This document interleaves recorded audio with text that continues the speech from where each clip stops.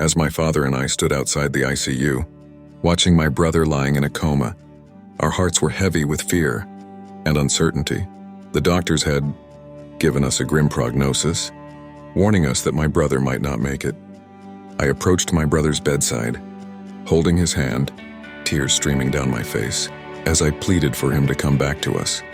Suddenly, to our disbelief and immense relief, my brother began to stir. He had woken up from his coma, and my father and I couldn't contain our joy. We hugged him tightly, tears of happiness flowing freely, as he assured us that he was fine and ready to go home. We walked him out of the ICU, but as we passed his bed, I noticed that his body was still lying there. Despite this odd observation, we were overjoyed to have my brother back home with us. However, we knew the truth, that he was no longer alive, and it was only his soul that had joined us. Our family deliberated on how to reveal the truth to him, and I sought guidance from a priest at a temple.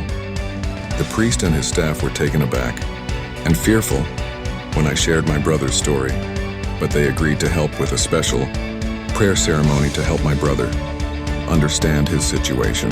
We managed to convince my brother to accompany us to the temple, and as the prayers began, my brother's demeanor changed.